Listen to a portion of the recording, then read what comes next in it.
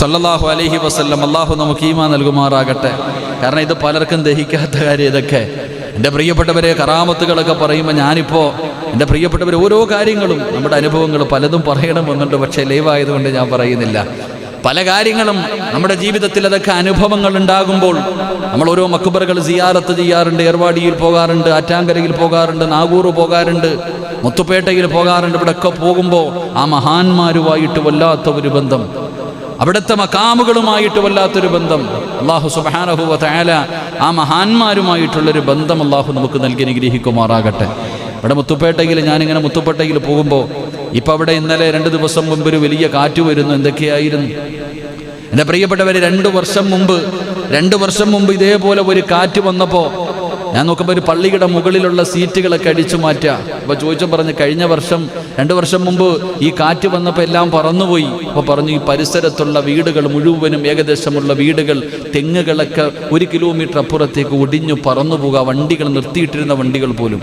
അപ്പം അവിടെ നിന്ന് പറഞ്ഞു, നിങ്ങളൊക്കെ എന്ത് ചെയ്തെന്ന് ചോദിച്ചപ്പോൾ പറഞ്ഞു, ഞങ്ങളെല്ലാവരും ഈ മക്കാമിനകത്ത് ആണും പെണ്ണും ഇല്ല.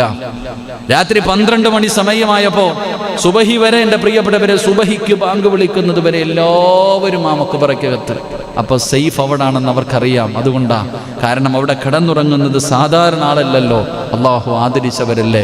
അള്ളാഹു അവരുടെയൊക്കെ മഹത്വം കൊണ്ട് അള്ളാഹു നമ്മളെയൊക്കെ രക്ഷപ്പെടുത്തുമാറാകട്ടെ. പിന്നെ പലർക്കും തെറ്റിദ്ധാരണകളാണ് മഹാന്മാരെ കുറിച്ച് പറയുമ്പോൾ, സയ്യിദന്മാരെ കുറിച്ച് പറയുമ്പോൾ തെറ്റിദ്ധാരണകൾ. അതങ്ങനല്ലേ, അവിടെയല്ലേ ചോദിക്കേണ്ടത്, ഇവിടെയല്ലേ? അത് നിന്റെ തെറ്റിദ്ധാരണയാണ്. എല്ലാവരും ഏതെങ്കിലും പുസ്തകങ്ങളിൽ എഴുതി വച്ചിരിക്കുന്ന വാചകങ്ങൾ മാത്രമല്ല. മുഹീദ്ദീൻ മാലയൊക്കെ കുറ്റപ്പെടുത്തുന്നവരുണ്ട്. ആരാ പറഞ്ഞത്? അത്ഭുതം തോന്നിയിട്ടുണ്ട് സഹോദരങ്ങളെ. നമ്മൾ ചിന്തിച്ചു നോക്ക്. ഞാനൊക്കെ ഇങ്ങനെ ചിന്തിച്ചു.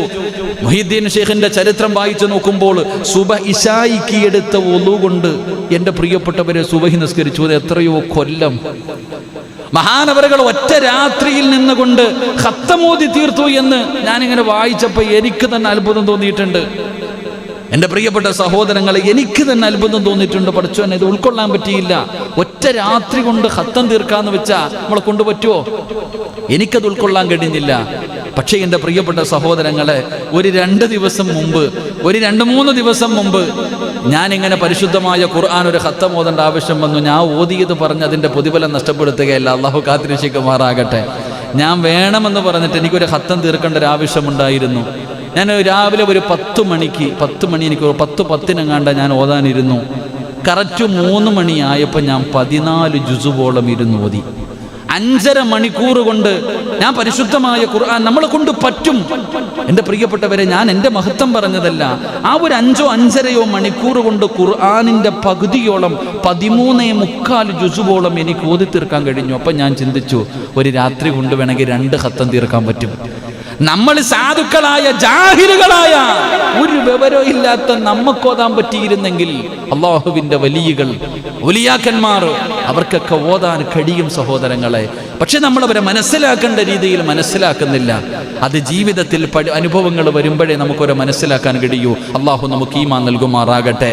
അപ്പോൾ റസൂലുള്ളാഹി തങ്ങൾ പറഞ്ഞു, അവരെ കുറിച്ച് പറയൽ, ആ മഹാന്മാരെ കുറിച്ച് പറയൽ, അള്ളാഹു ആദരിച്ച സ്വാലിഹീങ്ങളെ കുറിച്ച് പറയൽ കഫാറത്തുന്നത് പാവം പൊറുക്കുന്ന കാര്യമാണെന്ന് നബി മുഹമ്മദ് മുസ്തഫ സല്ലല്ലാഹു അലൈഹി വസല്ലം. എന്നിട്ട് അല്ലാഹുവിന്റെ റസൂൽ പറയുകയാണ്, വദികുറുൽ മൗതി, മരണത്തെ ഓർക്കുന്നത് സദഖയാ. മരണത്തെ കുറിച്ച് ഓർക്കുന്നത് സദഖയാണ്. ആരാ പറയുന്നത്? മുത്തുനബിയാ. അല്ലാഹുവിന്റെ പ്രവാചകൻ പറയുന്നു, മരണത്തെ കുറിച്ച് ഓർക്കുന്നത് സദഖയാ. എന്നിട്ട് പ്രവാചകൻ അവിടെന്ന് പറയുകയാണ്, വദികുറുൽ ഖബരി യുകരിബു മിനൽ ജന്ന. എന്തിനാ 1 മണിക്കൂറത്തെ വാഴെന്തിനാ? ഈ പറഞ്ഞ 4 അറിവ് മതിയല്ലോ എനിക്കും നിങ്ങൾക്കും രക്ഷപ്പെടാൻ. അമ്പിയാക്കന്മാര്, പ്രവാചകന്മാരെ കുറിച്ച് പറയുന്നത് തന്നെ ഇബാദത്തിന്റെ കൂലി കിട്ടുന്ന കാര്യമാണ്.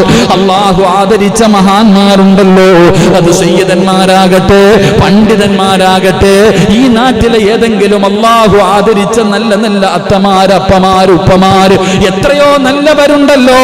അവരെ കുറിച്ച് പറ. ഈ പായിപ്പാട് പള്ളിയുടെ ഖബർസ്ഥാനിൽ കിടക്കുന്ന 5 വഖത്ത് നമസ്കരിച്ചിരുന്ന നിസ്കാരത്തടമ്പുള്ള പടച്ചറപ്പിനെ പേടിച്ചു ജീവിച്ചിരുന്ന വെള്ളിയാഴ്ച രാവിലെ മരണപ്പെട്ടു പോയ നിങ്ങൾ പലരും മയ്യത്ത് കണ്ടപ്പോ കൊതിച്ചു പോയല്ലോ ഇവരെ പോലെയൊന്നും മരിക്കാൻ. പടച്ചവനെ, പള്ളിക്കകത്ത് കിടന്ന് മരിച്ചവരുണ്ട്, നിസ്കാരപ്പായിൽ കിടന്ന് മരിച്ചവരുണ്ട്, 27-ാം രാവിലെ മരിച്ചവരുണ്ട്, വെള്ളിയാഴ്ച ജുമഅയ്ക്ക് മുമ്പേ പള്ളിപ്പറമ്പിലെ ഖബറിൽ ഇറക്കി വെച്ചവരുണ്ട്. അങ്ങനെ അള്ളാഹു ആദരിച്ചവരെ കുറിച്ച് പറയുന്നത് പാപം പൊറുക്കാനുള്ള കാര്യമാ. മൂന്നാമതായിട്ട് പറഞ്ഞു, നിങ്ങൾ മരണത്തെ ഓർക്കണേ, നിങ്ങൾ മരിക്കേണ്ടവരാണെന്ന് നിങ്ങൾ ഓർക്കണേ. അത് സദഖ കിട്ടുന്ന കാര്യമാ, അത് സദഖയുടെ പ്രതിഫലം കിട്ടുന്ന കാര്യമാണെന്ന് നബി മുഹമ്മദ് മുസ്തഫ സല്ലല്ലാഹു അലൈഹി വസല്ലമ തങ്ങൾ പഠിപ്പിക്കുമ്പോൾ എന്റെ പ്രിയമുള്ളവരെ, പ്രവാചകൻ അവിടുന്ന് 4-മതായി പറയുകയാണ്, വദിക്റുൽ ഖബരി, നിങ്ങൾ ഖബറിനെ കുറിച്ച് ഓർക്കണേ, നിങ്ങൾ ഖബറിനെ കുറിച്ച് ഓർക്കണേ. ഞാനും നിങ്ങളും അവസാനം പോയി കിടക്കേണ്ട ഖബറുണ്ടല്ലോ, ആ ഖബറിനെ കുറിച്ച് ഓർക്ക് സഹോദരാ. ആ ഖബറിനെ കുറിച്ച് ഓർത്തു കഴിഞ്ഞാൽ അല്ലാഹുവിന്റെ റസൂൽ പറയുകയാ, യുഖരിബുകും മിനൽ ജന്നാ,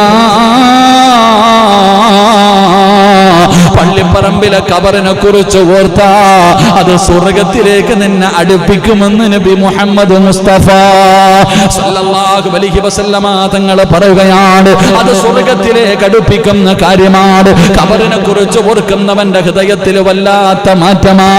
പക്ഷേ നമ്മളത് ആഗ്രഹിക്കുന്നില്ലല്ലോ, നമ്മളതിനെ കുറിച്ച് ചിന്തിക്കുന്നില്ലല്ലോ.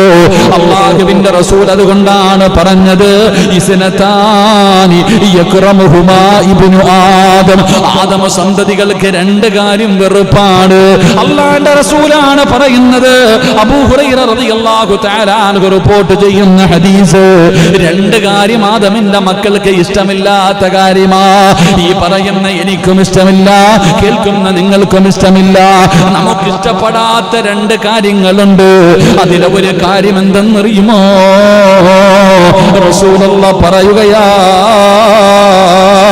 അൽ മൗതു, മരണത്തെ കുറിച്ച് പറയുന്നത്, മരണത്തെ കുറിച്ച് ഓർക്കുന്നത് ആദമിന്റെ മക്കൾക്ക് ഇഷ്ടമില്ലാത്ത കാര്യമാണെന്ന് നബി മുഹമ്മദ് മുസ്തഫ സല്ലല്ലാഹു അലൈഹി വസല്ലമ തങ്ങൾ അവിടുന്ന് പഠിപ്പിക്കുമ്പോൾ എന്റെ പ്രിയമുള്ളവരെ, നമ്മൾക്ക് മരണത്തെ കുറിച്ച് പറയുന്നത് തന്നെ ഇഷ്ടമല്ല. മരിക്കണമെന്നുള്ള ചിന്ത നമുക്കില്ലല്ലോ. എന്തിനാ ഇത് പറഞ്ഞു ഭയപ്പെടുത്തുന്നത്? മരണത്തെ കുറിച്ച് പറയുന്നത് തന്നെ നമുക്ക് ഇഷ്ടമില്ലാത്ത കാര്യമാ. പക്ഷേ ഓർക്കണം ചെറുപ്പക്കാരാ, എന്റെ പ്രിയപ്പെട്ടവരെ, മരണത്തെ കുറിച്ച് ഓർക്ക്. റസൂലുള്ളാഹി തങ്ങൾ പറഞ്ഞത് എന്തെന്നറിയോ?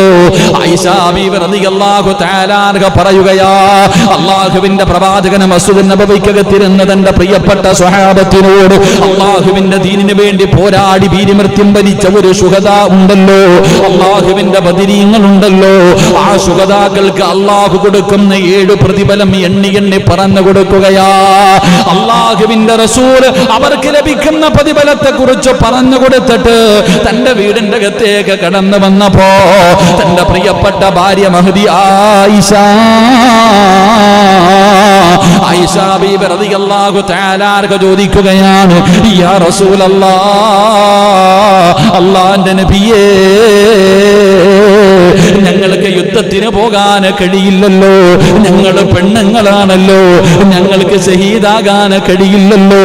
അതുകൊണ്ട് നബിയേ, ഷഹീദിന്റെ കൂലി കിട്ടുന്ന വല്ല സൽക്കർമ്മമുണ്ടോ നബിയേ? ആയിഷ ബീവി റളിയല്ലാഹു തആല അൻഹ ചോദിക്കുകയാ, ഷഹീദിന്റെ കൂലി കിട്ടുന്ന വല്ല നന്മയുമുണ്ടോ നബിയേ? റസൂലുള്ളാഹി പറഞ്ഞു, ആയിഷ, നാളെ ശുഹദാക്കളുടെ കൂടെ ഒരുമിച്ച് കൂടണോ? സയ്യിദു ശുഹദാഇ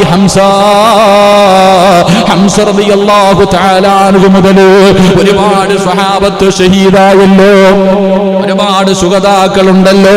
ഈ ശുഹദാക്കളുടെ കൂടെ ഹംസ റളിയല്ലാഹു തആല അൻഹു കയ്യും കാലും കരളും വരെ കൊടുത്ത സഹാബിയല്ലേ. പഠിച്ചവരെ, എത്രയോ സ്വഹാബത്തിന്റെ ചരിത്രം പഠിച്ചവരാ. ഈ ശുഹദാക്കളുടെ കൂടെ നാളെ ഒരുമിച്ച് കൂടണോ? അല്ലാഹുവിന്റെ റസൂൽ തന്റെ പ്രിയപ്പെട്ട ഭാര്യ ആയിഷ ബീവി റളിയല്ലാഹു തആല അൻഹയോട് അവിടുന്ന് പറഞ്ഞു കൊടുത്തു, ആയിഷ,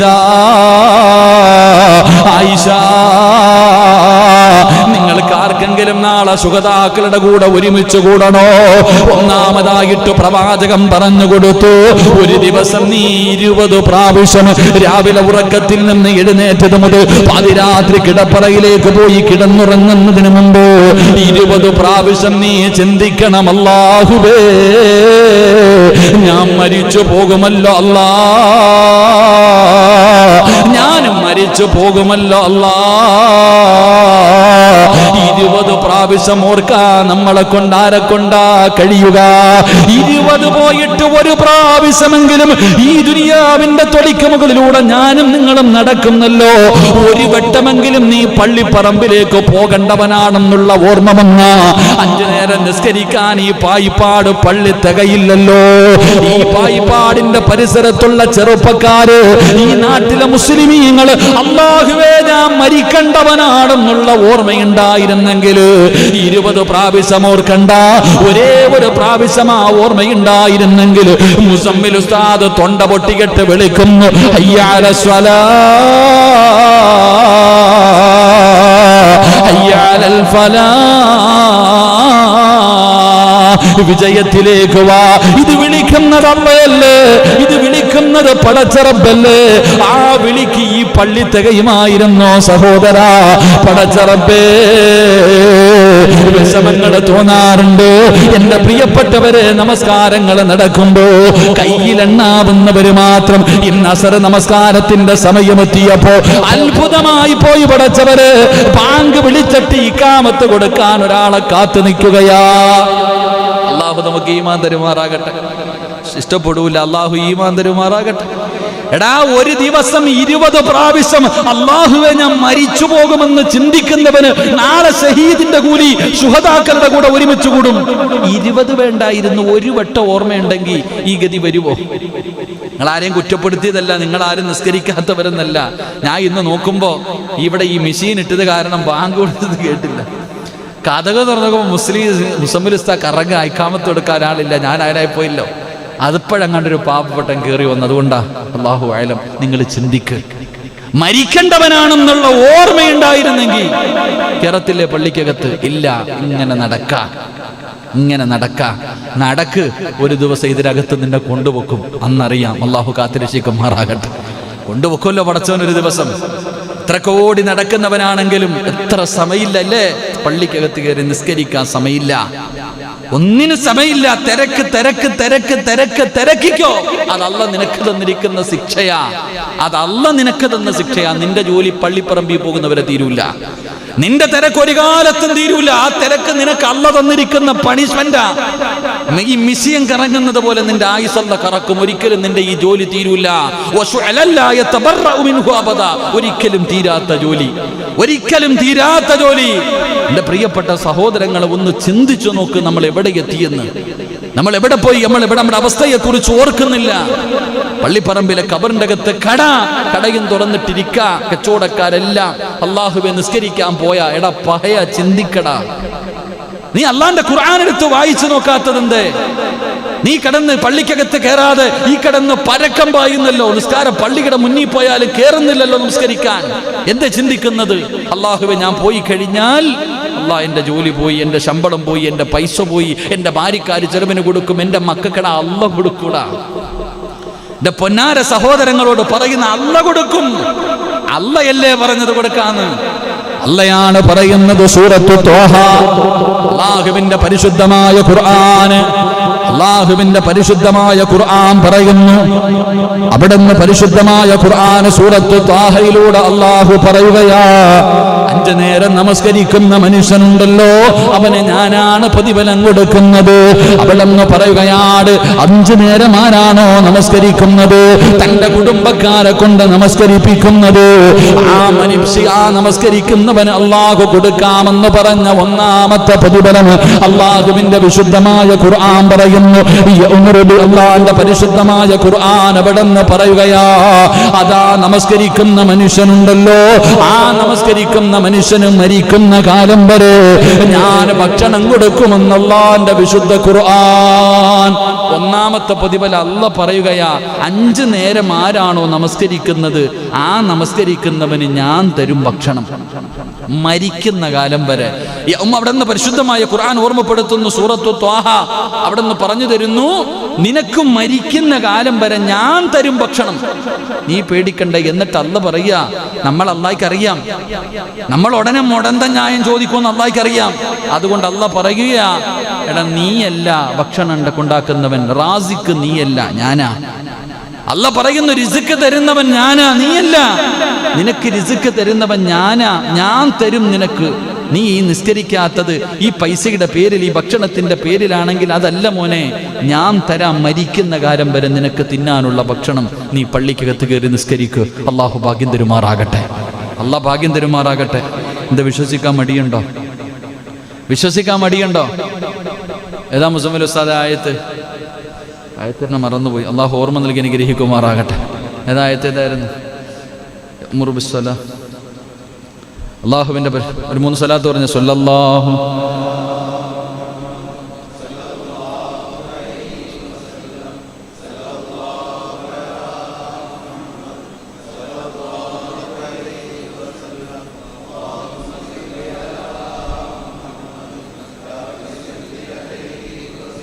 ലാ നസ്അലുക റിസ്ഖ നഹ്നു നർസുഖു വല്ലഹദാദിയങ്ങ.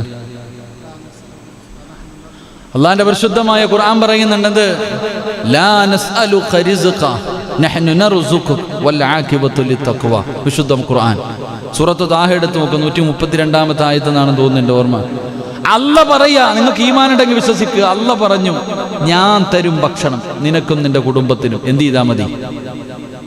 എന്ത് ചെയ്താൽ മതി? തലകുത്തി നിൽക്കാൻ അല്ലേ? തലകുത്തി നിൽക്കാൻ, അല്ലെങ്കിൽ കടക്കകത്ത് പോയിരിക്കും. അല്ലാഹ് പറഞ്ഞു, അല്ലാഹ് പറഞ്ഞില്ലടാ ഞാൻ തരും നിനക്ക് ഭക്ഷണം. അപ്പൊ നീ ചോദിക്കും, ഉസ്താദെ അപ്പൊ ഞാൻ കടയിൽ പോണ്ടേ?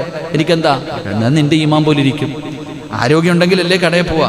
അൻസാരിയുടെ ആരോഗ്യം ഉണ്ടെങ്കിലല്ലേ സവാള പൊക്കാൻ പറ്റത്തുള്ളൂ. എന്റെ പ്രിയപ്പെട്ടവരെ, നമുക്കൊക്കെ ആരോഗ്യമുണ്ടെങ്കിലല്ലേ പറ്റൂ. ഇല്ലെങ്കിൽ വീടിനകത്ത് കിടപ്പിൽ കിടന്ന് മൂത്രമൊഴിക്കണ്ടേ? അള്ളാഹു കാത്തിരക്ഷിക്കുമാറാകട്ടെ, അള്ളാഹു കാത്തിരക്ഷിക്കുമാറാകട്ടെ.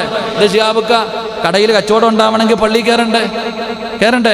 നിസ്കരിക്കണം. കാരുണ്യ പ്രവർത്തനങ്ങളൊക്കെ നല്ല കാര്യങ്ങളൊക്കെ അൽഹംദുലില്ലാ.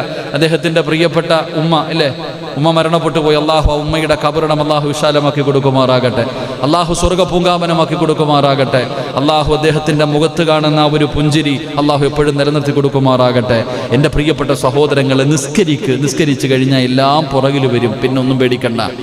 അതുകൊണ്ട് നമസ്കരിക്കാൻ പള്ളിക്കകത്ത് കയറ്. ആ സമയത്ത് വരുന്ന കച്ചവടക്കാരൻ്റെ അവൻ്റെ പൈസ വേണ്ട, അങ്ങനെ കരുതിയാൽ മതി. അപ്പൊ ഞാൻ പറഞ്ഞു വന്നത്, ആയുസ് മരണത്തെക്കുറിച്ചുള്ള ഓർമ്മ, ആ മരണത്തെക്കുറിച്ച് പറയുന്നത് ആരും ഇഷ്ടപ്പെടുന്നില്ല എൻ്റെ പ്രിയപ്പെട്ട സഹോദരങ്ങളെ. അതുകൊണ്ട് ആയിഷ ബീബി റളിയല്ലാഹു തആല അൻഹയോട് അല്ലാഹുവിന്റെ പ്രവാചകൻ അവിടെന്ന് പറഞ്ഞു കൊടുത്തു, ആയിഷ നാളെ ശുഹദാക്കളുടെ കൂടെ നിനക്ക് ഒരുമിച്ച് കൂടണോ? ഷഹീദിന്റെ കൂലി കിട്ടുന്ന, പ്രതിഫലം കിട്ടുന്ന ഷഹീദിന്റെ കൂലി നിനക്ക് കിട്ടണോ? റസൂലുള്ളാഹി പറഞ്ഞു, 20 പ്രാവശ്യം നീ മരിക്കുമെന്ന് നീ അവിടെ നിന്ന് മരണത്തെക്കുറിച്ച് ഓർത്താൽ നിനക്ക് അല്ലാഹു നാളെ ഷഹീദിന്റെ കൂലി തരുമെന്ന് നബി മുഹമ്മദ് മുസ്തഫ. അതുകൊണ്ടാണ് മഹാനായ സയ്യിദുനാ ഉസ്മാൻ ഇബ്നു അഫ്ഫാൻ റളിയല്ലാഹു തആല അൻഹു തന്റെ തുച്ഛമായ ശമ്പളത്തിൽ നിന്ന് ഒരു വിഹിതമെടുത്തു മാറ്റിവെച്ച ഒരാളെ കൂലിക്ക് നിർത്തിയിരിക്കുകയാ. എന്തിനാ ഉമർ ചിരിക്കുന്നത് കണ്ടാൽ? ഉമറിന്റെ ചാരത്ത് വന്നിട്ട്, ഖലീഫയായ ഉമറിന്റെ ചാരത്ത് വന്നിട്ട്, ഉമറേ നീ മരിച്ചു പോകും ഉമറേ എന്ന് മരണത്തെക്കുറിച്ച് ഓർമ്മിപ്പിക്കാൻ സ്വന്തം പൈസ കൊടുത്തിട്ട് ഒരാളെ കൂലിക്ക് നിർത്തിയ സ്വഹാബിയാണ്. മരിക്കുമെന്ന് പറയാൻ വേണ്ടി മാത്രം ഒരാളെ തയ്യാറാക്കി വെച്ചിരുന്നു മഹാനായ സയ്യിദുനാ ഉമർ ഇബ്നുൽ ഖത്താബ് റളിയല്ലാഹു തആല അൻഹു. ഒരു ദിവസം ഉമർ തങ്ങൾ അതാ ജോലിക്ക് നിൽക്കുന്ന സ്വഹാബിയെ വിളിച്ചു. കൊടുക്കാറുള്ള പൈസ കൊടുത്തിട്ട് പറഞ്ഞു, നിന്നെ പിരിച്ചു വിട്ടിരിക്കുന്നു, ഇനി നിന്റെ ആവശ്യം എനിക്കില്ല, ഇനി ഒരു മരണത്തെ കുറിച്ച് ഓർമ്മപ്പെടുത്താൻ ആളിന്റെ ആവശ്യമില്ല. ആ മനുഷ്യൻ ചോദിക്കുന്നു, അല്ല ഖലീഫ, എന്തിനാ എന്നെ പിരിച്ചുവിടുന്നത്? എന്റെ ഭാഗത്ത് നിന്നൊരു പോരായ്മയും ഉണ്ടായിട്ടില്ലല്ലോ. ആ സമയത്താണ് ഉമർ പറഞ്ഞു, ഇനി മരണത്തെക്കുറിച്ച് ഓർമ്മപ്പെടുത്താൻ ആള് വേണ്ട, ഇനി മരണത്തെക്കുറിച്ച് ഓർമ്മപ്പെടുത്താൻ ആള് വേണ്ട. എന്റെ താടിയിലെ ഒരു മുടി നരച്ചു, എന്റെ താടിയിലെ ഒരു മുടി നരച്ചു. ഈ രോമം എന്നെ മരണത്തെക്കുറിച്ച് ഓർമ്മപ്പെടുത്തുമെന്ന് മഹാനായ സയ്യിദുനാ ഉമർ ഇബ്നുൽ ഖത്താബ് റളിയല്ലാഹു തആല അവിടെന്ന് പറഞ്ഞു തരുമ്പോ എന്റെ പ്രിയമുള്ള സഹോദരങ്ങളെ, മരണത്തെക്കുറിച്ച് ഓർക്കുന്നത് നല്ലതാണ്. അപ്പോൾ കഴിഞ്ഞ വെള്ളിയാഴ്ച നാം പഠിച്ചത് റസൂലുള്ളാഹി പറയുകയാണ്, അല്ലാഹുവിന്റെ റസൂല് പറയുകയാ, അല്ലാഹുവിന്റെ റസൂല് പറഞ്ഞ നാളെ പടച്ചറപ്പിന്റെ പരലോകമുണ്ടല്ലോ. അല്ലാഹുവിന്റെ കോടതിയിലേക്ക് കടന്നു വരുമ്പോ ആ കോടതിയിൽ നാണം കെട്ട് വരുന്ന വിഭാഗത്തെ കുറിച്ചാണ് പ്രവാചകൻ നമുക്ക് പഠിപ്പിച്ചു തന്നത്.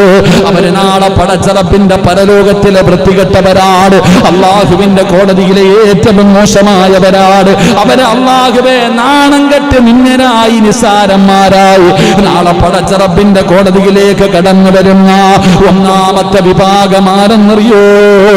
ഈ ദുനിയാവിൽ കിടന്ന് അഹങ്കരിച്ചവരുണ്ടല്ലോ.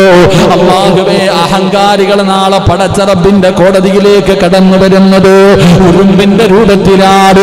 ചെറിയ ചോനലുരുമ്പുണ്ടല്ലോ, ചെറിയ ചെറിയ ഉറുമ്പുണ്ടല്ലോ, ആ ഉറുമ്പിന്റെ കോലത്തില് മനുഷ്യന്റെ രൂപമാണ്. അവൻ ഏറ്റവും ചെറിയവനാണ്. ഇവൻ നാളെ പരലോകത്ത് നിന്യനായി, നിസാരനായി, വൃത്തികെട്ടവനായി, ഏറ്റവും മോശക്കാരനായി നാളെ അല്ലാഹു അവനെ പരലോകത്ത് കൊണ്ടുവരുമെന്ന് നബി മുഹമ്മദ് മുസ്തഫ സല്ലല്ലാഹു അലൈഹി വസല്ലമ തങ്ങൾ പഠിപ്പിക്കുമ്പോൾ രണ്ടാമത്തെ വിഭാഗം ആരാ? റസൂലുള്ളാഹി തങ്ങൾ പറയുന്ന സ്വഹാബാ, രണ്ട് മുഖമുള്ളവരുണ്ടല്ലോ, രണ്ട് മുഖമുള്ളവരുണ്ടല്ലോ. അത് മുനാഫിക്കിന്റെ സ്വഭാവമാണല്ലോ.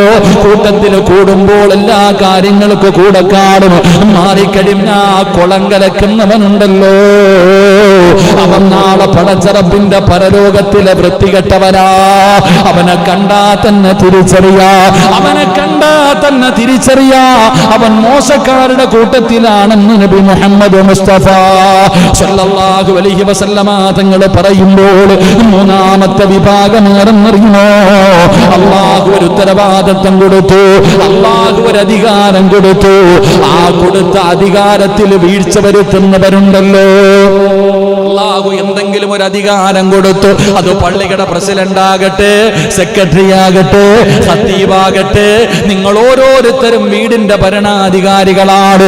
നിങ്ങൾക്ക് അല്ലാഹു തന്നിരിക്കുന്ന ഈ ഉത്തരവാദിത്തത്തിൽ വീഴ്ച വരുത്തിയ നാളെ പടച്ചറബിന്റെ കോടതിയിലെ നശിച്ചവൻ നീയാ. നിന്നെ തിരിച്ചറിയാനുള്ള അടയാളമുണ്ടാകുമെന്ന് നബി മുഹമ്മദ് മുസ്തഫ സല്ലല്ലാഹു അലൈഹി വസല്ലമ തങ്ങൾ പറയുമ്പോ നാലാമത്തെ വിഭാഗമാരാ? റസൂലുള്ളാഹി തങ്ങൾ പറയുകയാ, കിബിലയുടെ നേരെ തുപ്പുന്നവനുണ്ടല്ലോ, കിബിലയുടെ ഭാഗത്തേക്ക് തുപ്പുന്ന മനുഷ്യ, അല്ലാഹുവിന്റെ കഅബാലയത്തിന്റെ നേരെ നിന്ന് തുപ്പുന്നവരാണല്ലോ. ആ കഅബാലയം പരിശുദ്ധമായ കിബിലയുടെ നേരെ നിന്ന് തുപ്പുന്നവൻ അത് നിസാര പാപമാണെന്ന് തെള്ളിക്കളയേണ്ട കാര്യമല്ല. ആ തുപ്പുന്ന തുപ്പുനീര് മുഴുവനും നിന്റെ മുഖത്ത് വന്ന് പെടുകയാണ്. എല്ലാം നിന്റെ മുഖത്ത് വന്നടിച്ചിട്ട് നാളെ ആ കോലത്തിൽ ഈ കാണുന്ന തുപ്പലുകൾ മുഴുവനും ചുമന്നുകൊണ്ട് പരലോകത്തേക്ക് ദുർഗന്ധമടിക്കുന്ന കോലത്തിൽ അല്ല നിന്നെ കൊണ്ടുവരുമെന്ന് ആദരവായ പ്രവാചകൻ നബി മുഹമ്മദ് മുസ്തഫ സല്ലല്ലാഹു അലൈഹി വസല്ലമ തങ്ങൾ പറയുമ്പോ അഞ്ചാമത്തെ വിഭാഗമാരാ? തന്റെ പ്രിയപ്പെട്ട ഭാര്യയുണ്ടല്ലോ, അല്ലാഹു നിനക്ക് നൽകിയ നിന്റെ പ്രിയപ്പെട്ട ഭാര്യ, ആ ഭാര്യയുടെ മണിയറ രഹസ്യങ്ങൾ പറഞ്ഞു കൊടുക്കുന്ന ചെറുപ്പക്കാരാ, അന്യവനോട് പറഞ്ഞ് രസിക്കുന്ന എന്റെ പ്രിയപ്പെട്ട ഭർത്താവേ, ഭർത്താവിന്റെ രഹസ്യങ്ങൾ കാമുകനോട് പങ്കുവെക്കുന്ന എന്റെ പ്രിയപ്പെട്ട പെങ്ങളെ, അല്ലാഹുവിന്റെ കോടതിയിലെ ഏറ്റവും വൃത്തികെട്ടവള് നീയാണെന്ന് നബി മുഹമ്മദ് മുസ്തഫ സല്ലല്ലാഹു അലൈഹി വസല്ലമ തങ്ങൾ പറയുമ്പോ 5 വിഭാഗമാണ് കഴിഞ്ഞ ക്ലാസ്സിൽ പഠിച്ചത്.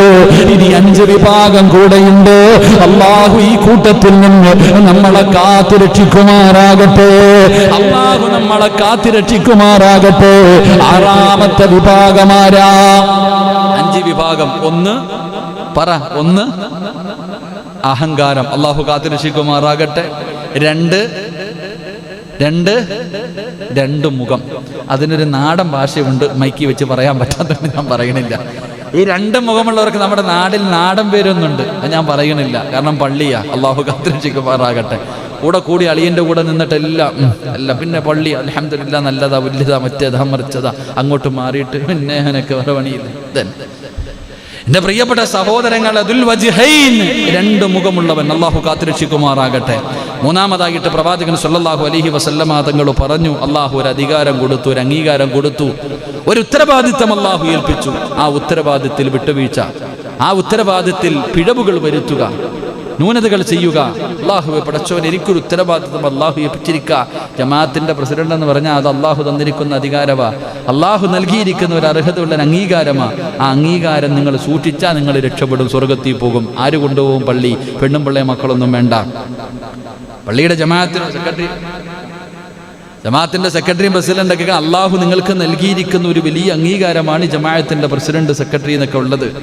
ഇത് നേരെ ചൊവ്വ നിങ്ങൾ സൂക്ഷിച്ചു കൊണ്ട് നടന്ന നിങ്ങളെ ഈ പള്ളി സ്വർഗത്തിൽ കൊണ്ടുപോകും. അള്ളാഹു ഭാഗ്യം നൽകുമാറാകട്ടെ, അള്ളാഹു ഭാഗ്യം നൽകുമാറാകട്ടെ. ഇല്ലെങ്കിൽ നാളെ അവിടെ വെച്ച് അറിയാം എങ്ങോട്ടാ പോകുന്നതെന്ന്. ഇതില്ല എങ്കിൽ എൻ്റെ പ്രിയപ്പെട്ട സഹോദരങ്ങളെ നേരെ നരകത്തിലേക്ക് പോകും. അള്ളാഹു കാത്തിരക്ഷിക്കുമാറാകട്ടെ. പ്രവാചകൻ സല്ലല്ലാഹു അലൈഹി വസല്ലം തങ്ങൾ നാലാമത് പറഞ്ഞു, നിന്നിട്ട് നേരെ അങ്ങ് തുപ്പ മുമ്പിലേക്ക്. എങ്ങോട്ടാന്നൊന്നുമില്ല. അത് ഖിബലയുടെ പള്ളിക്കകത്തിരുന്നിട്ടാണെങ്കിലും തുപ്പിയിട്ടിങ്ങനെ പായിലടി ചുരണ്ടി വെക്കുക, ജനലി തട്ട, ഇതൊക്കെ. എൻ്റെ പ്രിയപ്പെട്ടവരെ, ഖിബലയുടെ ഭാഗത്തേക്ക് തുപ്പുക. അള്ളാഹു നമ്മളെ കാത്തിരക്ഷിക്കുമാറാകട്ടെ.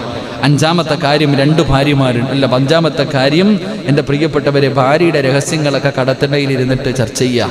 അള്ളാഹു കാത്തിരക്ഷിക്കുമാറാകട്ടെ. ഇനി ഒരു 5 കൂടെയുണ്ട്. അള്ളാഹു പഠിക്കാൻ ഭാഗ്യം തരുമാറാകട്ടെ. ഇരിക്കല്ലേ, ഇതൊരു ബുദ്ധിമുട്ടുള്ളതുപോലെ. 5 ഏതിലോ പെട്ടെന്ന് തോന്നുന്നു എല്ലാവരും. 5 ഏതിലോ നമ്മുടെ പേര്. അള്ളാഹു കാത്തിരക്ഷിക്കുമാറാകട്ടെ. എൻ്റെ പ്രിയമുള്ള സഹോദരങ്ങളെ, ആറാമത്തെ വിഭാഗമാരാം. ആറാമത്തെ വിഭാഗം അള്ളാഹുവിൻ്റെ പ്രവാചകൻ സല്ലല്ലാഹു അലൈഹി വസല്ലമ തങ്ങൾ പറയുകയാണ്, നമ്മുടെ പ്രിയപ്പെട്ട ഭാര്യമാര്, പെണ്ണുങ്ങൾ കേൾക്കേണ്ട കാര്യമാണ്. നമ്മുടെ പ്രിയപ്പെട്ട ഭാര്യമാർക്ക്, നമ്മുടെ പെൺമക്കൾക്ക് നമ്മൾ പറഞ്ഞു കൊടുക്കേണ്ട കാര്യമാ. റസൂലുള്ളാഹി തങ്ങൾ പറയുകയാ,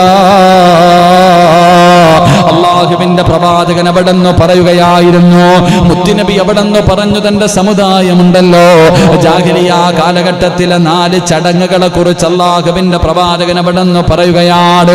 റസൂലുള്ളാഹി തങ്ങൾ പറഞ്ഞു, എന്റെ പ്രിയപ്പെട്ടവരെ, നാളെ പടച്ചറപ്പിന്റെ പരലോകത്തിലെ ഏറ്റവും നശിച്ച 6ാമത്തെ വിഭാഗം ആരെന്നറിയുമോ?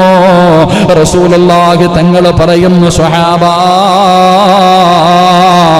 മരണ വീട്ടിൽ കിടന്ന് അട്ടഹസിച്ച് കരയുന്നവരാണെന്ന് ആദരവായ പ്രവാചകൻ നബി മുഹമ്മദ് മുസ്തഫ സല്ലല്ലാഹു അലൈഹി വസല്ലമ തങ്ങൾ പറയുകയാണ്, മരണ വീട്ടിൽ കിടന്ന് വിളിച്ചു കൂവുന്നവരുണ്ടല്ലോ, അട്ടഹസിച്ച് കരയുന്നവരുണ്ടല്ലോ, പടച്ചവനെ കരയണ്ട എന്ന് പറയുന്നില്ല, കരയണ്ട എന്ന് പറയുന്നില്ല. ആരായാലും കരഞ്ഞു പോകുമല്ലോ. ലോകത്തിന്റെ നേതാവ്, തന്റെ പ്രിയപ്പെട്ട പൊന്നാര മകൻ ഇബ്രാഹിം എന്ന പൊന്നുമോനുണ്ടല്ലോ, ആ പൊന്നാര മകന്റെ മയ്യത്ത് കൊണ്ട് ഖബറിലിറക്കി വെച്ചപ്പോ റസൂലുള്ള കരഞ്ഞല്ലോ. അല്ലാഹുവിന്റെ പ്രവാചകന്റെ കൺതടം നിറഞ്ഞു പോയെന്ന് ചരിത്രം പറയുമ്പോ, സ്വന്തം മക്കൾ മരിച്ചാ കരയാത്ത ഏത് വാപ്പയാവുള്ളത്? ചിന്തിക്കാൻ പോലും കഴിയുന്നില്ലല്ലോ. നമ്മളെ 9.5 മാസക്കാലം ഗർഭം ചുമന്ന് മരണവേദനയുടെ വേദനയും നൊന്ത് പ്രസവിച്ച പ്രിയപ്പെട്ട ഉമ്മ, അല്ലാഹുവേ, നമുക്കൊന്നും ഒന്ന് ഓർക്കാൻ പോലും കഴിയുന്നില്ലല്ലോ. പടച്ചവനെ, ഇപ്പമ്മയുടെ മരണത്തെക്കുറിച്ച് പറഞ്ഞാൽ, ഉമ്മയുടെ മരണത്തെക്കുറിച്ച് പറഞ്ഞാൽ, 10 കൊല്ലം മുമ്പ് 15 കൊല്ലം മുമ്പ് മരണപ്പെട്ടു പോയ ഉമ്മാനെ കുറിച്ച് പറഞ്ഞാൽ ഇപ്പോഴും കണ്ണ് നിറയുന്ന ചില മക്കളുണ്ട്. അല്ലാഹുവേ, വാപ്പ മരണപ്പെട്ട കരയാത്തതാരാവുള്ളത്? എന്റെ പ്രിയപ്പെട്ടവരെ, വീട്ടിൽ ആരെങ്കിലും മരണപ്പെട്ടാൽ കരയുന്നവരെ കുറിച്ചല്ല പറഞ്ഞത്, കരയുന്നവരെ കുറിച്ചല്ല പറയുന്നത്. പിന്നെ ആരെന്നറിയുമോ? ഈ മുടിയെല്ലാം മടിച്ചിട്ട് ഔറത്ത് പോലും തുറന്നു കിടന്നിട്ട് നെഞ്ചത്തടിച്ച് വിളിച്ചു പോകുന്ന പെണ്ണേ, നിന്നെ കുറിച്ചാ റസൂലുള്ള പറഞ്ഞത്. നാളെ പടച്ചറപ്പിന്റെ പരലോകത്തിൽ നിന്നിരായി പോകുന്ന 6ാമത്തെ വിഭാഗം അവരാണെന്ന് നബി മുഹമ്മദ് മുസ്തഫ സ്വല്ലല്ലാഹു അലൈഹി വസല്ലമ തങ്ങൾ പറയുകയാ, എന്റെ പ്രിയപ്പെട്ടവരെ, ജാഹിലിയ കാലഘട്ടത്തിലെ 4 സ്വഭാവങ്ങളെ കുറിച്ച് പ്രവാചകൻ പറയുകയാണ്. അവർക്കുണ്ടായിരുന്ന 4 സ്വഭാവമുണ്ട്. ഒന്ന് അൽ ഫഖ്റു ഫി ഇഹ്സാബ്, കുലമഹിമ പറയുന്ന ഒരു ഗുണം ജാഹിലിയ കാലഘട്ടത്തിലെ ജനങ്ങൾക്കുണ്ടായിരുന്നു. റസൂലുള്ളാഹി തങ്ങൾ പറയുക, തന്റെ സമുദായത്തിന്റെ ജാഹിലിയ കാലഘട്ടത്തിലെ ജനങ്ങൾക്ക് 4 ഗുണങ്ങൾ, 4 കാര്യങ്ങൾ അവർ പറയുമായിരുന്നു. ഒന്നാമത്തെ കാര്യം കുലമഹിമയെ കുറിച്ച്. അങ്ങനെയാണല്ലോ, അങ്ങനെ അങ്ങോട്ട് തലമുറകളെ കുറിച്ചൊക്കെ ഇങ്ങനെ ഇരുന്നിട്ട് ഇങ്ങനെ പറയുക. രണ്ടാമതായിട്ട് അവിടുന്ന് പ്രവാചകൻ സല്ലല്ലാഹു അലൈഹി വസല്ലമ തങ്ങൾ പറഞ്ഞു, തറവാടിത്തത്തെ കുറിച്ച് എടുത്തെടുത്ത് പറയുക. അങ്ങനെ ഏത് തറവാട്ടുകാരാ ഇങ്ങനെ മഹിമ പറയുക. മൂന്നാമതായിട്ട് പ്രവാചകൻ സല്ലല്ലാഹു അലൈഹി വസല്ലമ തങ്ങൾ പറഞ്ഞു, ഈ നക്ഷത്രങ്ങളൊക്കെ നോക്കിയിട്ട് മഴയുടെ കാര്യങ്ങൾ അതിനെക്കുറിച്ച് പറയുന്നൊരു ഗുണം. നാലാമതായിട്ട് അവിടെ നിന്ന് പഠിപ്പിച്ചു കൊടുത്തു, മരണ വീട്ടിൽ കിടന്ന് അട്ടഹസിച്ച് കരയാൻ. അങ്ങനെ കരയാൻ വേണ്ടി ആൾക്കാർ നിർത്തും. തമിഴ്നാട്ടിലൊക്കെ കണ്ടെന്ന് പറയുന്ന കേട്ടിട്ടുണ്ട്. ഒരു വീട്ടിൽ ആരെങ്കിലും മരണപ്പെട്ട് കഴിഞ്ഞാൽ ഒരു വണ്ടി ആള് വരും. എന്തിന് പറ? കരയാൻ. കാരണം ആരെങ്കിലൊക്കെ കരയാൻ വേണ്ടേ? ആരെങ്കിലൊക്കെ കരയണമെങ്കിലല്ലേ അതൊരു മരണവീടാകൂ. ആ കരച്ചലെന്ന് പറഞ്ഞ പടച്ചോനെ, സത്യത്തിൽ കരച്ചൽ എന്ന് പറഞ്ഞാൽ ഒരുപാട് സങ്കടം വന്നാൽ നമുക്ക് കടന്ന് വിളിച്ചു പോകാൻ പറ്റൂല. ഒരുപാട് സങ്കടം വന്നു കഴിഞ്ഞാൽ വിളിച്ചു പോകാൻ പറ്റൂല. നമ്മൾ നിശബ്ദരായിരുന്നു പോകും. ഇങ്ങനെ അതാണല്ലോ നബി സല്ലല്ലാഹു അലൈഹി വസല്ലമ തങ്ങളുടെ വഫാത്ത് കേട്ടപ്പോൾ ഉസ്മാൻ തങ്ങൾ വീണുപോയി. അലിയാർ തങ്ങൾ സംസാരിക്കണില്ല. സഹാബത്തൊക്കെ ഇങ്ങനെ ഇരിക്കാം. അവർക്കൊന്നും അങ്ങോട്ട് ഉൾക്കൊള്ളാൻ പറ്റാതെ, ശബ്ദം പോലും വരാതെ, വെറുതെ കണ്ണീന്ന് ഇങ്ങനെ വെള്ളം മാത്രം വരുന്നുണ്ട്. ഒരുപാട് സങ്കടം വന്നു കഴിഞ്ഞാൽ പടച്ചോനെ നമുക്കൊരിക്കലും വിളിച്ചു പോകാൻ പറ്റൂല. നമ്മൾ എന്ത് ചെയ്യും? ആ സമയത്ത് ഇങ്ങനെ ഇരുന്ന് ഉരുകും. പക്ഷേ എൻ്റെ പ്രിയപ്പെട്ട സഹോദരങ്ങളെ, ഇന്നത്തെ വീടുകളിലൊക്കെ മരിച്ച വീട്ടിൽ പോയി കഴിഞ്ഞാൽ ആ മയ്യത്തൊക്കെ എടുക്കുന്ന സമയത്തുള്ള വിളിയൊക്കെ കേൾക്കണം. മയ്യത്തെടുക്കുന്ന സമയത്തൊക്കെ കിടന്നുള്ള ഒരു വിളിച്ചുകൂവൽ ലാത്തതാണ്, അട്ടഹസിച്ച്. അതൊരു ചില വീടുകളിലൊക്കെ അതൊരു ഫാഷനായിട്ട് ഈ മയ്യത്തെടുക്കുമ്പോൾ അവസാന സമയത്ത് കഫമൊക്കെ ഇങ്ങനെ പൊതിഞ്ഞ് കുളിപ്പിച്ച് മയ്യത്ത് കൊണ്ട് വെച്ചതിന് ശേഷം പിന്നെ കാണാനുണ്ടെങ്കിൽ ഒന്ന് കാണുമെന്ന് പറഞ്ഞിട്ട് ഇങ്ങനെ ഓരോന്നിനെ കൊണ്ടുവരും. ആ ആൾക്കാരെല്ലാം കൂടെ കാണുമ്പോഴത്തേക്ക് ആ മയ്യത്തിൻ്റെ മുകളിൽ കിടന്നിട്ടൊരു വിളിയുണ്ട്, സുബ്ഹാനല്ലാഹ്, വല്ലാത്ത വിളി. ചിലർ വിഷമം കാരണമാണ്, പക്ഷെ ചിലതൊക്കെ ഇത്തിരി ഓവറാ. അള്ളാഹു കാത്തുരക്ഷിക്കുമാറാകട്ടെ. എന്നാൽ ഈ മയ്യത്ത് കൊണ്ടുപോയി കുറച്ച് കഴിഞ്ഞ് നോക്കി അപ്പുറത്തിരുന്ന കാര്യം പറഞ്ഞുകൊണ്ടിരിക്കുന്നതാണ്. ജനാസ കൊണ്ടുപോയി കുറച്ച് കഴിയുമ്പോഴത്തേക്ക് അവിടെയൊക്കെ ഇരിക്കും. അൽഹംദുലില്ലാഹ്, ഇത്രയൊക്കെ തന്നെ ഉള്ളൂ. നമ്മുടെ അവസ്ഥയും ചിരിക്കൊന്നും വേണ്ട. നമ്മുടെ അവസ്ഥ ഇതൊക്കെ തന്നെ. അള്ളാഹു കാത്തുരക്ഷിക്കുമാറാകട്ടെ. അള്ളാഹു കാത്തുരക്ഷിക്കുമാറാകട്ടെ. എൻ്റെ പ്രിയപ്പെട്ട സഹോദരങ്ങളെ, ഖബറിൻ്റെ ചാരത്ത് മയ്യത്തൊക്കെ കൊണ്ട് അടക്കി കഴിഞ്ഞു. അസ്സലാമു അലൈക്കും യാദാറക്കുമുൽ മുഅ്മിനീൻ. ഓടുകയല്ല, ആരാ പോകുന്നത്? സത്യം പറഞ്ഞാൽ മയ്യത്ത് കൊണ്ടുപോയി ഖബറടക്കിയിട്ട് ആ ഖബറിൻ്റെ ചാരത്ത് നിൽക്കണം കുറച്ചു നേരം. വാപ്പാടെ മയ്യത്ത് കൊണ്ട് ഖബറടക്കുന്ന മക്കൾ, ഉമ്മയുടെ മയ്യത്ത് കൊണ്ട് ഖബറടക്കുന്ന മക്കൾ കുറച്ചു നേരം ഖബറിൻ്റെ ചാരത്ത് നിൽക്കണം. അള്ളാഹു നമുക്ക് ഈമാൻ നൽകുമാറാകട്ടെ. അള്ളാഹു നമ്മുടെ മാതാപിതാക്കൾ മരണപ്പെട്ടവരുടെ മണ്ണർ അള്ളാഹു മണീറയാക്കി കൊടുക്കുമാറാകട്ടെ. ഖബറടക്കിയിട്ട് എല്ലാവരും പോയാലും മക്കൾ ഇത്തിരി നേരം നിൽക്കണമെന്നാണ്. ഇപ്പം ആരെങ്കിലും നിൽക്കുമോപ്പാ? ഈ കാണുന്ന പായിപ്പാട് ഖബർസ്ഥാനിൽ നിന്ന് ഏറ്റവും അവസാനം പോകുന്ന വ്യക്തി ആരായിരിക്കും? എന്താ വെടികൊണ്ടതുപോലെ ഇരിക്കണേ? ഈ പള്ളിപ്പറമ്പിൽ ഒരു മയ്യത്ത് ഖബറടക്കിയാൽ ഏറ്റവും അവസാനം പോകുന്ന വ്യക്തി ആരാ? ഖബർ വെട്ടുന്നവൻ. അവൻ എന്തിനാ അവിടെ നിൽക്കണേ? എന്തിനാ നിൽക്കണേ? മമ്മട്ടി എടുക്കണ്ടേ? മണ്ണൊക്കെ ചുരണ്ടി കഴിഞ്ഞു. അത് കഴിഞ്ഞു മോനോ അപ്പോൾ ഒന്നാമത് പോയിട്ടുണ്ടാവും. പാപ്പാനെ മയ്യത്ത് കൊണ്ട് ഖബറി വെച്ചിട്ട് ഒന്നാമത് പോയതാരാ? മോൻ. അവനെ താങ്ങിക്കൊണ്ട് പോയി. എങ്കിൽ മോൻ പോകരുത്, മോൻ പോകരുത്. റസൂലുള്ളാഹി തങ്ങൾ പറഞ്ഞു 40 ആയത്തിന്റെ സമയം, ഖുർആനിലെ 40 ആയത്ത് ഓതുന്ന സമയം ഒരു 5 മിനിറ്റ് ആ ഖബറിന്റെ ചാരത്ത് നീ ഒറ്റയ്ക്കൊന്ന് നിൽക്കണേ എന്ന് നബി മുഹമ്മദ് മുസ്തഫ. എന്തുകൊണ്ട് റസൂലുള്ളാഹി തങ്ങൾ പറഞ്ഞു? ജീവിച്ചിരിക്കുന്നവരെ കേൾക്കുന്നതിനേക്കാളും നല്ലതുപോലെ മരിച്ചവർ കേൾക്കുന്ന നമ്മുടെ ചെരുപ്പിന്റെ ശബ്ദം നമുക്ക് ആർക്കെങ്കിലും കേൾക്കാൻ പറ്റുമോ? കേൾക്കാൻ പറ്റുമോ? നടക്കുന്ന ശബ്ദം കേൾക്കാൻ നമ്മളെ കൊണ്ട് പറ്റുമോ? പക്ഷെ ആര് കേൾക്കും? ഖബറിൽ കിടക്കുന്നവൻ 7 എണ്ണം എണ്ണയാ മതി. 7 കാൽ ചുവട് കഴിയുമ്പോഴാണ് മുൻകർ നക്കീറും വരുന്നത്. അപ്പൊ എൻ്റെ പ്രിയപ്പെട്ട സഹോദരങ്ങളെ, ഈ ഖബറിൽ കൊണ്ടുവച്ച് പലകയൊക്കെ വെച്ച് മണ്ണിട്ട് മൂടി യാസീൻ ഓതി എല്ലാവരും പോകുമ്പോൾ ഈ മനുഷ്യൻ ഖബറിൽ കിടന്ന് നോക്കും. തോണ്ടാ ഷാജി പോകുന്നുണ്ട്, ഇന്നലെ വരെ തോളി കൈയിട്ട് നടന്നവനാ, പോട്ടെ.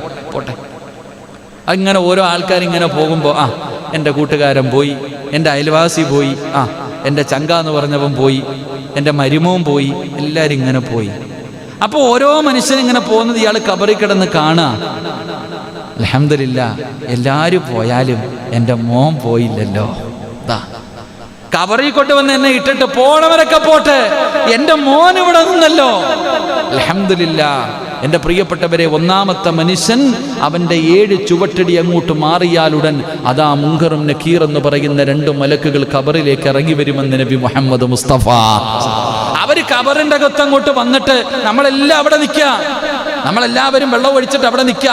അപ്പൊ തന്നെ കബറിന്റെ അകത്ത് 2 മലക്കുകൾ വന്നിട്ട് ഈ മുൻകറും നക്കീറും വന്നിട്ട് മൻ റബ്ബുക മൻ ദീനുക എന്ന് ചോദിക്കുമ്പോൾ ഒറ്റയ്ക്കാണെങ്കിൽ പേടി തോന്നും. തൻ്റെ മക്കൾ മുകളിൽ നിൽക്കുന്നത് കാണുമ്പോൾ ഒരു ധൈര്യം, അൽഹംദുലില്ലാ, മനസ്സിനൊരു സമാധാനം. അതുകൊണ്ട് ആ 40 ആയത്ത് ഓതുന്ന സമയം ഒറ്റയ്ക്കെങ്കിലും നിന്നൊരു യാസീൻ ഓതാൻ പറഞ്ഞത്. അള്ളാഹു ഈമാൻ തരുമാറാകട്ടെ, അള്ളാഹു ഈമാൻ തരുമാറാകട്ടെ. അള്ളാഹുവിന്റെ പ്രവാചകൻ സല്ലല്ലാഹു അലൈഹി വസല്ലമ തങ്ങൾ പറയുകയാ, നാളെ പടച്ചുറപ്പിന്റെ പരലോകത്തേക്ക് കടന്നു വരുന്ന 6ാമത്തെ നശിച്ചവരാരാ? അള്ളാഹുവേ, മുത്തുനബി പറയുകയാണ്, മരണ വീട്ടിൽ കിടന്ന് അട്ടഹസിച്ച് കരയുന്ന മുസ്ലിമേ, അള്ളാഹുവിന്റെ പ്രവാചകൻ പറയുകയാ, നിനക്ക് നാളെ തിരിച്ചറിയാനുള്ള അടയാളം എന്തെന്നറിയുമോ? ലോഹങ്ങൾ കൊണ്ടുണ്ടാക്കിയ ഒരു വസ്ത്രമാണ് നിനക്കല്ല ധരിക്കാൻ തരുന്നത്. ലോഹങ്ങൾ കൊണ്ടുണ്ടാക്കിയ ഒരു വൃത്തികെട്ട വസ്ത്രവും ധരിച്ചിട്ടാണ് മരണ വീട്ടിൽ കിടന്ന് അട്ടഹസിച്ച് കരയുന്നവർ. നാളെ പരലോകത്ത് വരുന്ന രംഗം അങ്ങനെയാണെന്ന് നബി മുഹമ്മദ് മുസ്തഫ സല്ലല്ലാഹു അലൈഹി വസല്ലമ തങ്ങൾ അവിടെ നിന്ന് പറയുമ്പോൾ 7ാമത്തെ വിഭാഗം ആരെന്നറിയുമോ? റസൂലുള്ളാഹി പറയുകയാ, 2 ഭാര്യമാരുണ്ട്, 2 ഭാര്യമാരുണ്ട്. റസൂലുള്ളാഹി തങ്ങൾ പറയുകയാണ്, ഇദാ കാന ഇൻദ റജുലി ഇംറഅതാനി ഫലം യഅദിൽ ബൈനഹുമാ ജാ യൗമൽ ഖിയാമ. റസൂലുള്ളാഹി തങ്ങൾ പറയുന്നു, 2 ഭാര്യമാരുണ്ട്. ആ 2 ഭാര്യമാർ 2 പെണ്ണുങ്ങളെ വിവാഹം കഴിച്ചു. എന്നിട്ട് ഭാര്യമാരുടെ ഇടയിൽ വേർതിരിവ് കാണിക്കുന്ന മനുഷ്യ, നാളെ നിന്റെ ഒരു സൈഡ് മുഴുവനും ചരിഞ്ഞവനായി അള്ളാഹു നിന്നെ പരലോകത്ത് കൊണ്ടുവരുമെന്ന് നബി മുഹമ്മദ് മുസ്തഫ സല്ലല്ലാഹു അലൈഹി വസല്ലമ തങ്ങൾ പറയുകയാണ്. 2 ഭാര്യമാര് 2 വിവാഹം കഴിച്ചവരുണ്ട്. അള്ളാഹുവേ, ആദ്യമായിട്ടൊരു പെണ്ണിനെ വിവാഹം കഴിച്ചു. അവര് 2ഉം 3ഉം മക്കളെ പ്രസവിച്ചു. അവള് രോഗിയായി, ഗ്ലാമറൊക്കെ നഷ്ടപ്പെട്ടപ്പോ ഒരു ചെറുപ്പക്കാരി എവിടെയെങ്കിലും പോയി വിവാഹം കഴിച്ചു, വീട്ടിലേക്ക് കൊണ്ടുവന്നു. ആ സമയത്ത് പഴയ ഭാര്യ നിനക്ക് വേണ്ട, 2ാമത്തെ ഭാര്യ പുതുമണവാട്ടിയാണല്ലോ, അവള് ചെറുപ്പക്കാരിയാണല്ലോ. ആ ഭാര്യയുടെ ഇടയിൽ വേർതിരിവ് കാണിച്ച നാളെ നിന്നെ പരലോകത്ത് വെച്ചെല്ലാവരും തിരിച്ചറിയും. നീ അവിടെ നിന്യനാകുമെന്ന് നബി മുഹമ്മദ് മുസ്തഫ സല്ലല്ലാഹു അലൈഹി വസല്ലം. അല്ലാഹു ഈമാൻ തരുമാറാകട്ടെ. 2 വിവാഹം കഴിച്ചു, 2 അല്ല 4 വരെ കഴിക്കാം, അല്ലേ? കഴിച്ചൂടെ? എന്താ ഒരു പണക്കുള്ളത് പോലെ 4 വിവാഹം കഴിക്കാം. 4 മാർക്ക് വേണമെങ്കിലും 4 വിവാഹം കഴിക്കാം. പക്ഷേ ആ 4നെയും ഒന്നുപോലെ കൊണ്ടു നടക്കാൻ നീ പഠിക്കണം. ഭാര്യമാരുടെ ഇടയിൽ വേർതിരിവ്. മഹാനായ നബി മുഹമ്മദ് മുസ്തഫ സല്ലല്ലാഹു അലൈഹി വസല്ലമ തങ്ങൾ അസർ കഴിഞ്ഞാൽ എല്ലാ വീട്ടിലും പോകും. എല്ലാ ഭാര്യമാരുടെ വീട്ടിലും സിയാറത്ത്. എല്ലാ ഭാര്യമാരുടെ വീട്ടിലും പ്രവാചകൻ സല്ലല്ലാഹു അലൈഹി വസല്ലമ തങ്ങൾ പോകും. ഓരോ ദിവസം ഓരോ ഭാര്യമാരുടെ വീട്ടിൽ പ്രവാചകൻ അവർക്ക് അങ്ങനെ ഓരോ ദിവസം ഇന്ന ദിവസം ആയിഷ, ഓരോ പ്രവാചകന്റെ ഓരോ ഭാര്യമാർക്കും അങ്ങനെ ഓരോ ദിവസമുണ്ട്. പ്രവാചകൻ അവിടെ പോകും. എല്ലാവരോടും തുല്യമായിട്ട് വേർതിരിവൊന്നും കാണിക്കില്ല. അങ്ങനെ വേർതിരിവ് കാണിക്കുന്നവർ, എൻ്റെ പ്രിയപ്പെട്ട സഹോദരങ്ങളെ, ഒന്നവിടെ കെട്ടും, ഒന്ന് ഇവിടെ കെട്ടും, കെട്ടി നടക്കുക, തിരിഞ്ഞു പോലും നോക്കില്ല. എവിടെയെങ്കിലൊക്കെ പോയി 1-2 മക്കളുണ്ടാക്കി കൊടുക്കുക, എന്നിട്ട് മുങ്ങി നടക്കുക. അതൊരു സ്വഭാവം. പെണ്ണുങ്ങളുടെ സ്വർണവും പൈസ അടച്ചുകൊണ്ട് പോവാ. ഇങ്ങനെ ഇവനൊക്കെ എന്താകും ആലോചിക്കുക. അല്ലാഹുവേ, എത്രയോ സഹോദരിമാര് കരയുന്നുണ്ട്. കെട്ടിയിട്ടു പോയി ഉസ്താദെ, വർഷങ്ങളായി, എവിടാണെന്ന് പോലും അറിയില്ല. കിടന്ന് വാടക വീട്ടിൽ കിടന്ന് നരകിക്കുന്നവരുണ്ട്. അല്ലാഹുവർക്കൊക്കെ സമാധാനം നൽകുമാറാകട്ടെ. വലിയ വിഷമം. ഒരു സഹോദരി, ഉസ്താദ്, ഞാൻ എൻ്റെ ഭർത്താവിന് എന്തൊക്കെയോ എൻ്റെ വീട്ടുകാർ മുഴുവനും തലാക്ക് ഒഴിവാക്കാൻ പറഞ്ഞിട്ടും ഞാൻ എൻ്റെ ഭർത്താവ് എന്നെങ്കിലും ഒന്ന് നന്നാകുമെന്ന് പറഞ്ഞ് എൻ്റെ ആയുസ് മുഴുവനും എൻ്റെ ഭർത്താവിന് വേണ്ടി മാറ്റിവെച്ചു. എന്നിട്ട് അവസാനം അമ്മയെ കളഞ്ഞിട്ട് പോയല്ലോ. ഇപ്പം എൻ്റെ വീട്ടുകാർ പറയുന്നു ഒഴിവാക്കാൻ. എന്തൊരു വിഷമം ഉസ്താദെ. എത്രയോ സഹോദരിമാർ കിടന്ന് വിലപിക്കുന്നവരുണ്ട്. ആണുങ്ങളങ്ങനെ ആകരുത് സഹോദരങ്ങളെ. നമ്മുടെ നാട്ടിലൊക്കെ പിന്നെ അങ്ങനെ ഈ 2-3 കിട്ടുന്നവരെയൊന്നും കാണാൻ തന്നെ ഇല്ല. നമ്മുടെ നാട്ടിൽ അങ്ങനെ ആരെങ്കിലും കെട്ടിയാൽ അവരെ വേറെ രീതിയിലാണ് കാണുന്നത്. ഒന്നോർത്താ അങ്ങോട്ടൊക്കെ പൊക്കഴിഞ്ഞ് അങ്ങനൊന്നും ഇല്ല, ഇങ്ങനെ കെട്ടുക. എന്നാലും വിവാഹം കഴിച്ചിട്ട് നല്ല നിലയിൽ കൊണ്ടുപോകുന്നവരുമുണ്ട്. അൽഹംദുലില്ലാ, അള്ളാഹു ഈമാൻ നൽകുമാറാകട്ടെ. അപ്പൊ 2 വിവാഹം കഴിച്ചു. ഭാര്യമാരുടെ ഇടയിൽ വേർതിരിവ് കാണിക്കുന്നവൻ അവൻ നാളെ വരുമ്പോൾ അവൻ്റെ ഒരു ഭാഗം ഇങ്ങനെ തളർന്നിരിക്കുമെന്നാണ്, ഒരു ഭാഗം ഇങ്ങനെ ചരിഞ്ഞവനായ രീതിയിൽ അവന് പരലോകത്ത് കടന്നു വരുമെന്ന് നബി മുഹമ്മദ് മുസ്തഫ